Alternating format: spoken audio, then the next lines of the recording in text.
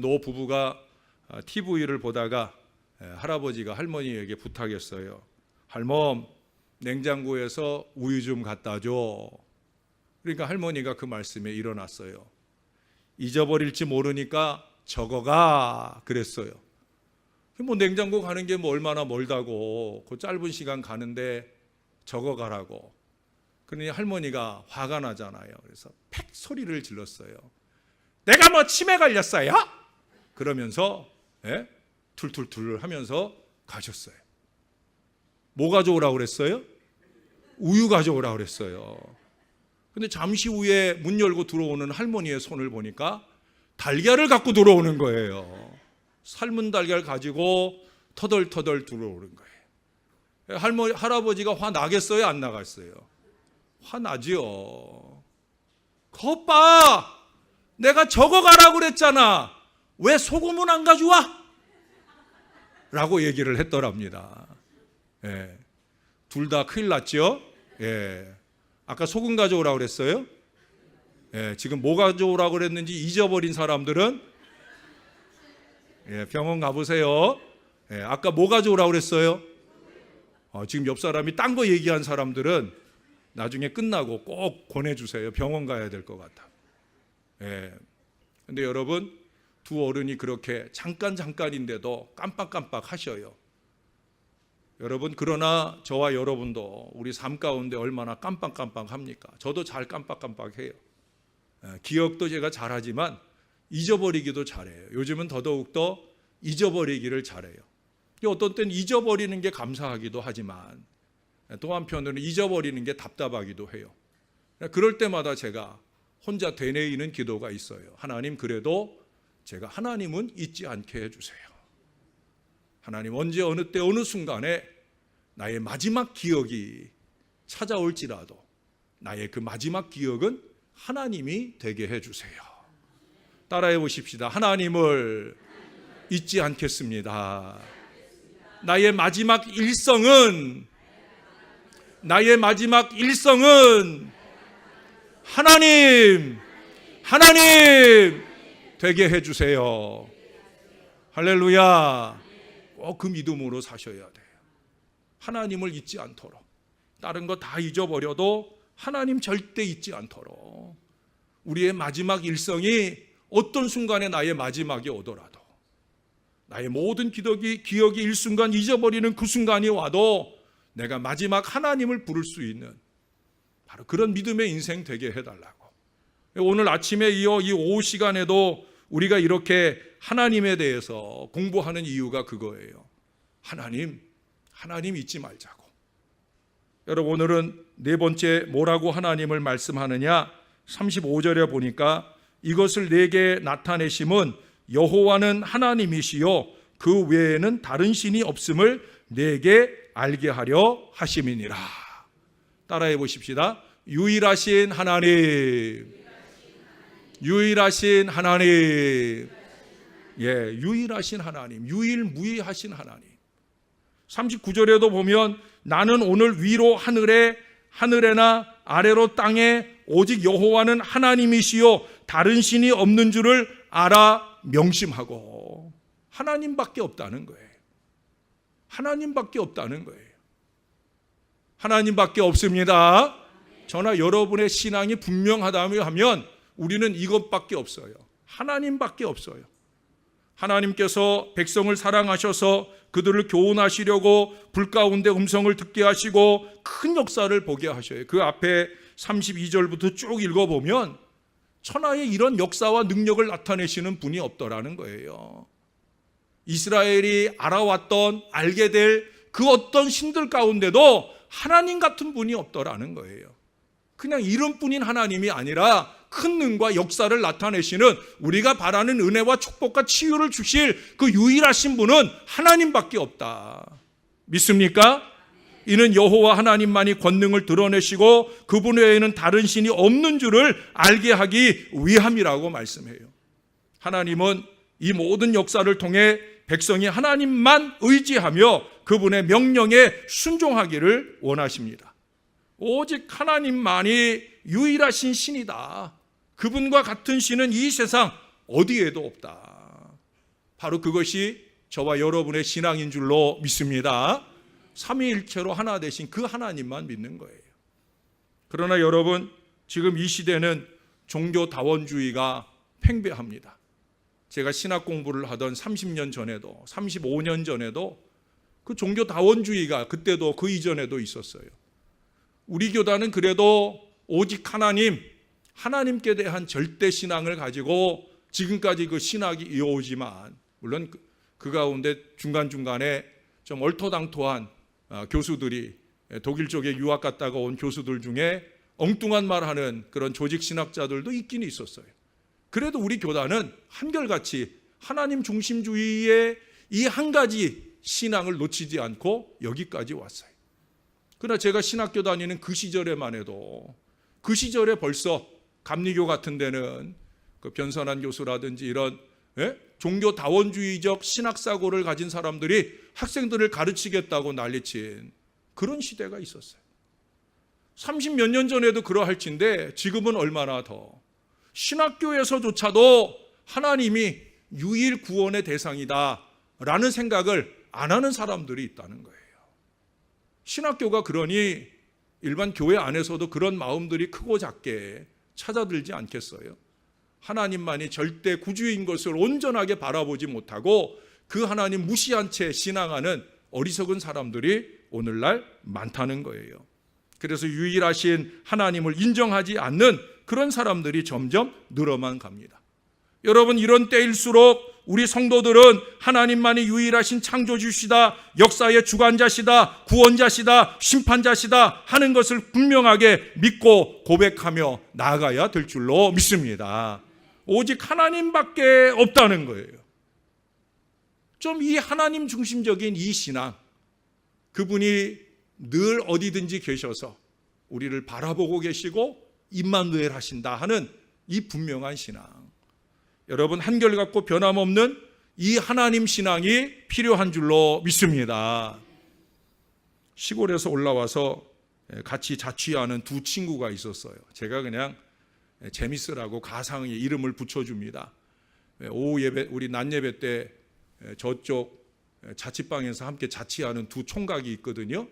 진혁이라는 총각하고 정재라는 총각이 둘이 살고 있었어요. 근데 이 진혁이하고 정재하고 같이 사는 중에 이 진혁이는 맨날 단벌 신사예요. 추리닝 패션, 여러분 아세요? 추리닝 패션, 여기 3D 쫙 그려져 있는 이 추리닝만 맨날 입고 다녀요. 어디 가도 무엇을 해도 맨날 그 추리닝 바람에 다니는 거예요.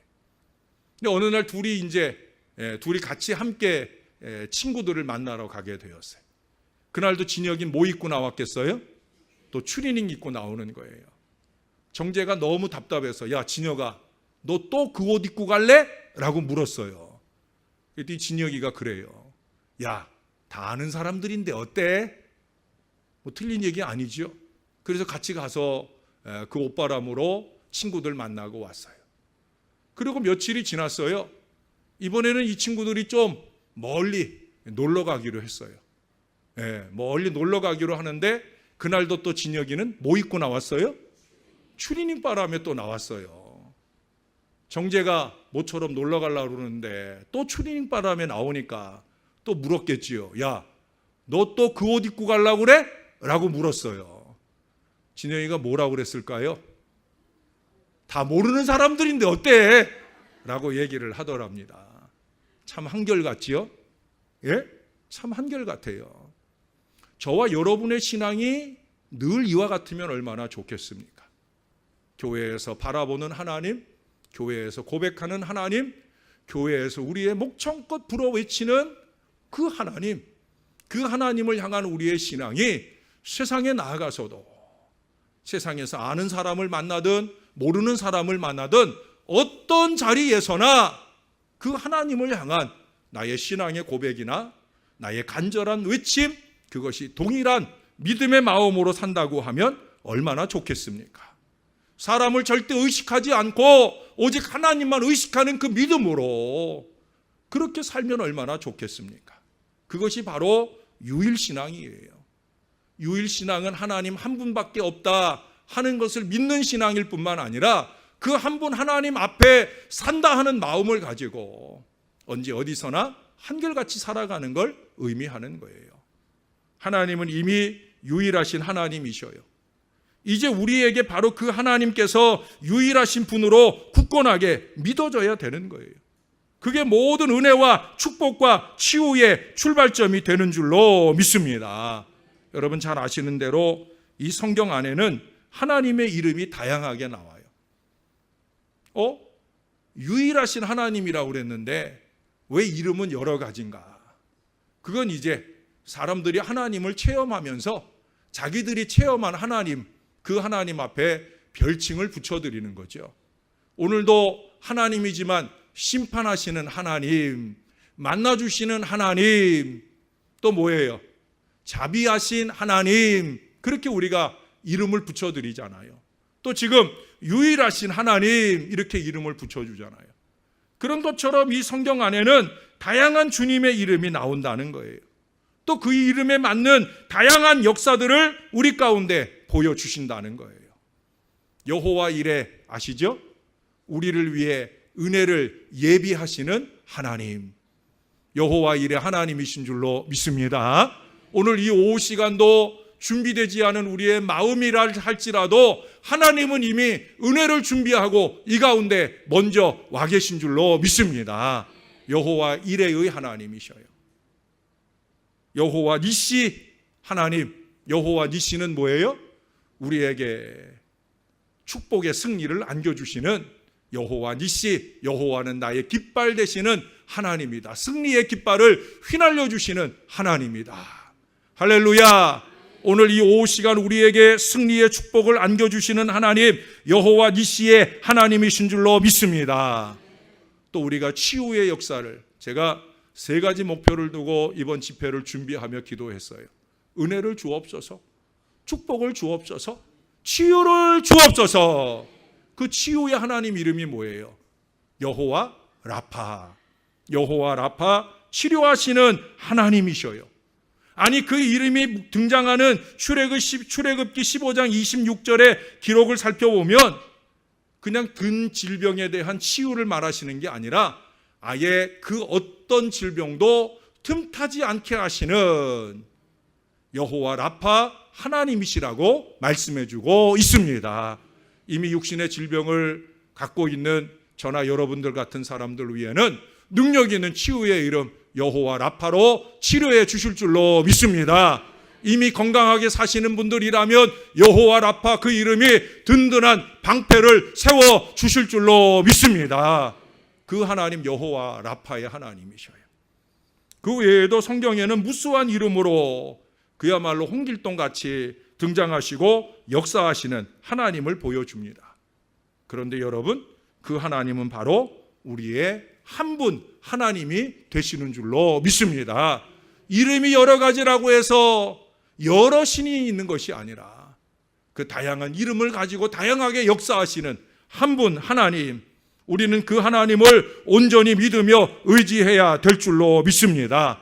오직 하나님만 바라고 집중해야 될 줄로 믿습니다. 하나님께서 은혜를 주십니다. 하나님께서 축복을 주십니다. 하나님께서 치유의 역사를 주십니다. 그 하나님을 바라는 거예요. 그 하나님의 이름을 부르는 거예요. 그렇게 유일하신 하나님은 저와 여러분 앞에 바짝 다가와 앉으실 줄로 믿습니다. 5번째입니다.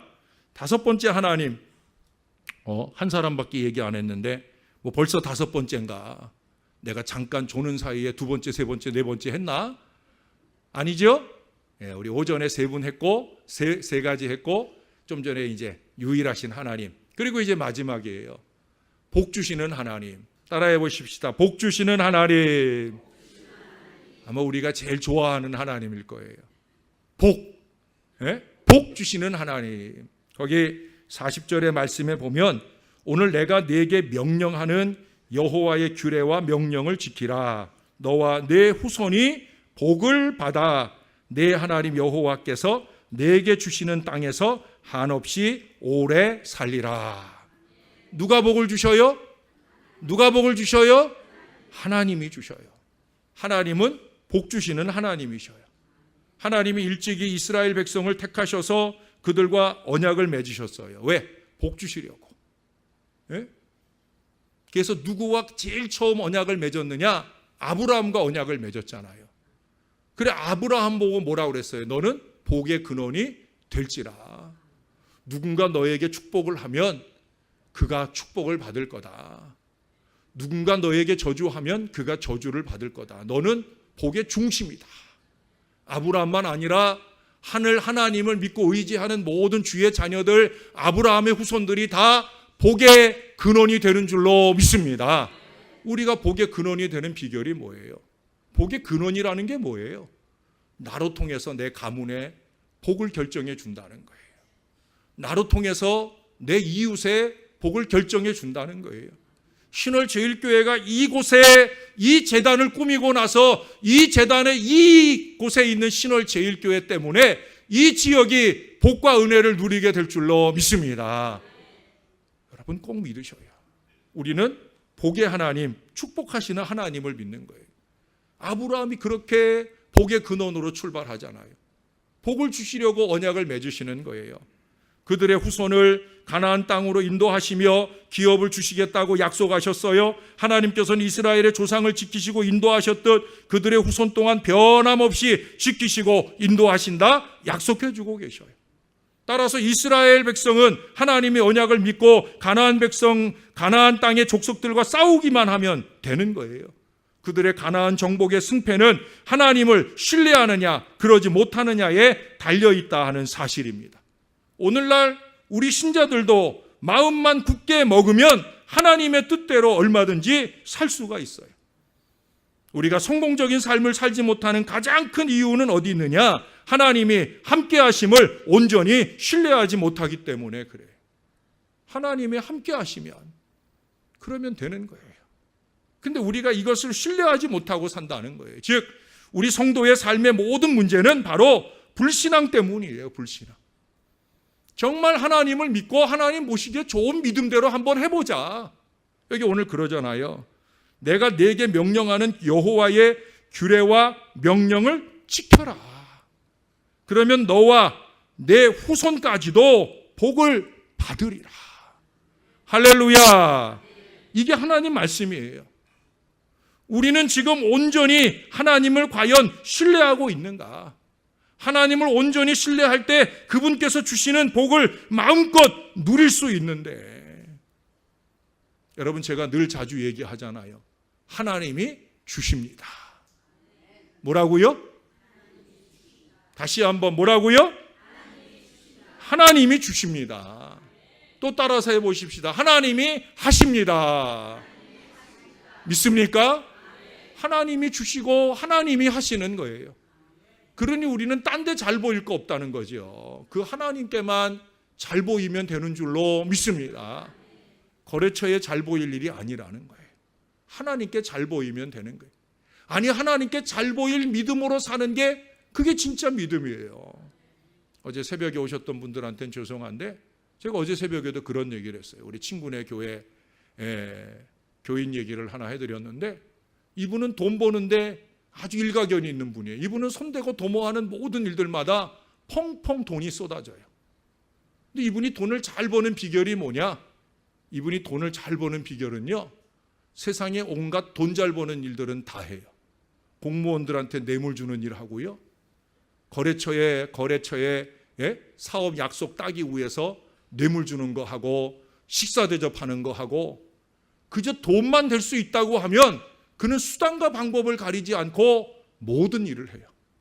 그러니 돈이 막 쓸어 담겨져요. 그는 그런 생각을 해요. 수단과 방법을 가리지 않고 무조건 돈 많이 벌어서 헌금 많이 하면 되잖아 라는 생각을 해요. 그러니까 죄책감도 없어요. 그는 그렇게 돈벼락 맞은 부자가 됩니다. 그런데 어느 날 그가 하나님의 말씀을 읽기 시작했어요. 교회에서 목사님이 성경 읽게 하자 하니까 자기도 모르게 성경을 펴서 읽기 시작했어요.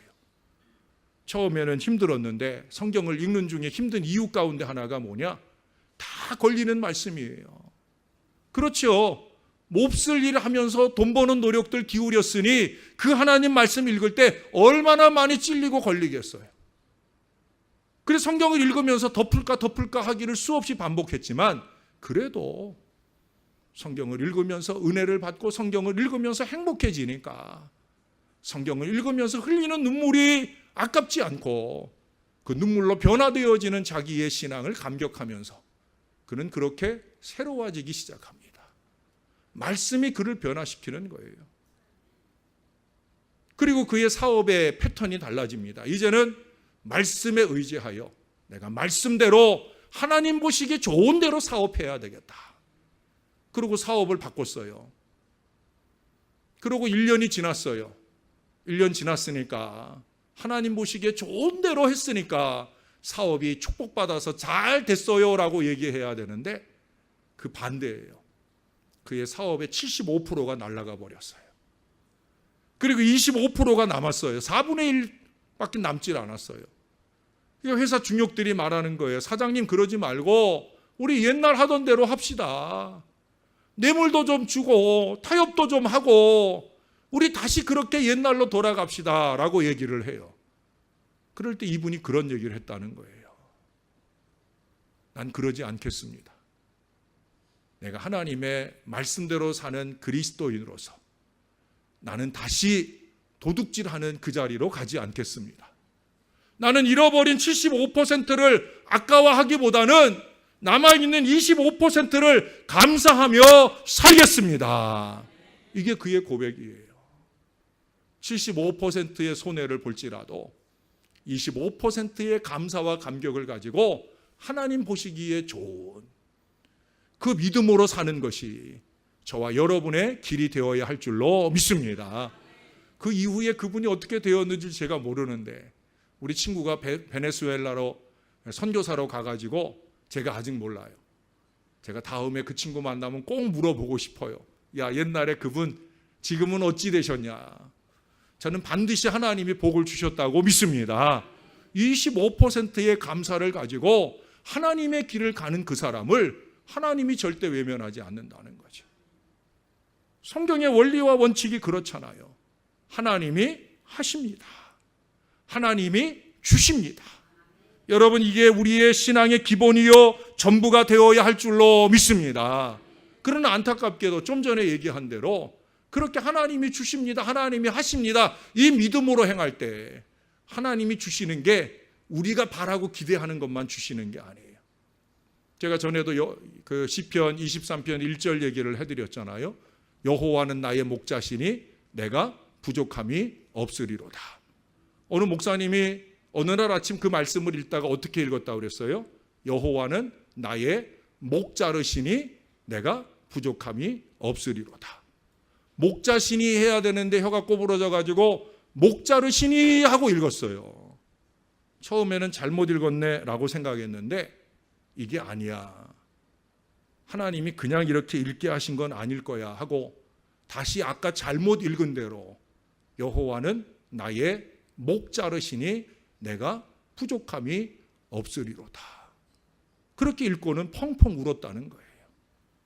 정말 여호와께서 나의 목을 잘라도 내가 부족함이 없다고 고백할 수 있을까라는 질문 앞에서 그 목사님은 많이 울었다는 거예요.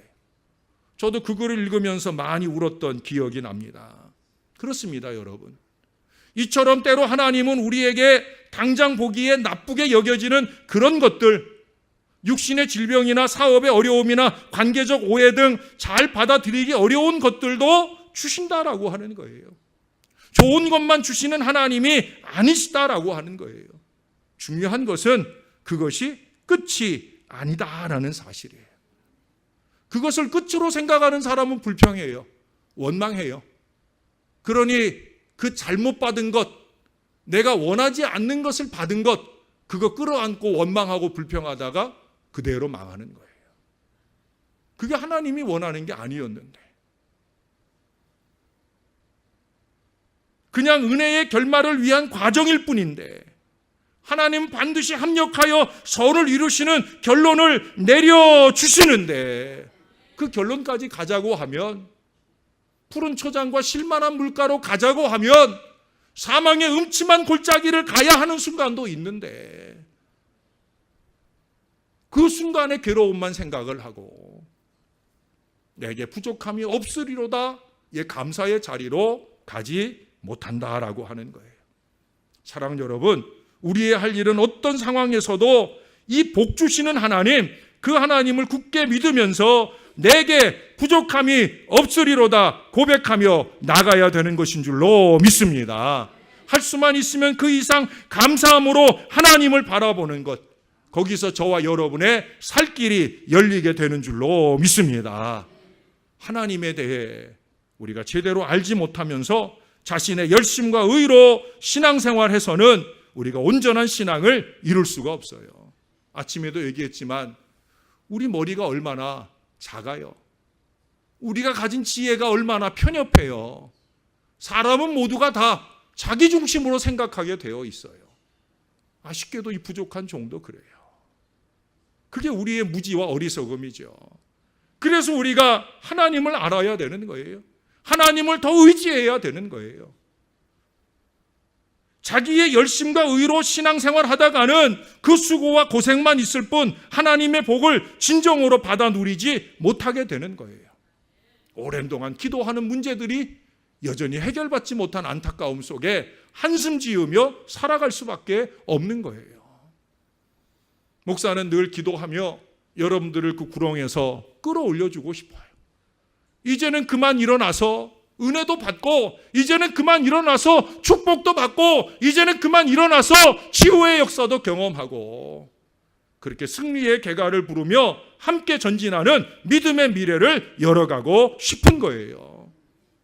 그러기 위해서는 하나님이 어떤 분인지 제대로 알고 계셔야 되는 줄로 믿습니다. 말씀의 하나님을 신뢰하고 따르는 삶을 살아야 할 줄로 믿습니다.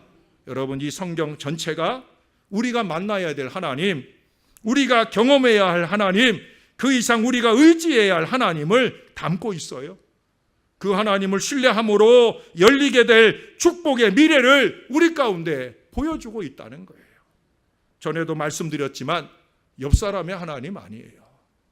나의 하나님인 줄로 믿습니다. 우리 아까 네 번째 불렀던 찬양, 나의 하나님, 나의 하나님. 그 찬양은 제가 우리 허 목사님 보고 좀 불러달라고 부탁을 했어요. 제가 이 설교 준비를 하면서 하나님이 감동하신 찬양이에요. 옆 사람의 하나님 아니고 나의 하나님이라고. 우리 성도들이 입술로만 아니라 마음으로 그렇게 고백되어지기를 원하면서 그렇게 함께 부르기를 원했습니다. 여러분, 그 찬양 부르면서 여러분의 하나님으로 고백하셨죠? 그것이 그저 입술의 고백이 아니라 여러분 마음의 고백이 되시기를 바랍니다. 따라서 한번 해보십시다. 나의 하나님이십니다. 나의 하나님이십니다. 믿습니까? 다른 사람들, 다른 교회의 하나님이 아니에요. 우리들의 하나님이신 줄로 믿습니다. 우리의 하나님이셔요. 신월 제일교회의 하나님이시고 우리를 통해서 영광 받으실 하나님이신 줄로 믿습니다. 제가 금요일 저녁에도 오늘부터 시작되는 은혜 집회를 앞두고 충만한 은혜라고 하는 제목의 설교를 했어요. 골로새서 2장 9절 10절의 말씀을 가지고 충만한 은혜, 그 말씀에 보니까 예수 그리스도 안에 하나님의 충만한 은혜가 예수님 안에 있다는 거예요. 그러면 우리가 그 안에, 예수님 안에 있기만 하면 이미 충만한 하나님의 은혜가 우리의 것이 된다. 할렐루야.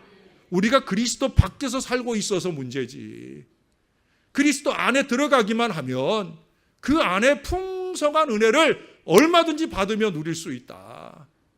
그 말씀을 우리가 함께 나누었어요. 사랑하는 여러분, 예수님 안에서 충만한 하나님의 기운을 체험받을 수 있는 보장이 저와 여러분 안에 있는 줄로 믿습니다. 그분 안에 들어가면 그 하나님의 은혜도 축복도 치유도 예수의 이름으로 우리 것이 되어지게 되는 줄로 믿습니다. 오늘 우리는 그 믿음을 가지고 이제 우리가 함께 찬양하고 기도하려 합니다. 여러분, 따라서 마지막으로 한 번만 해보십시다. 우리 하나님 채워주소서, 은혜로 채워주소서, 축복으로 채워주소서, 치유로 채워주소서. 충만히 채워주소서.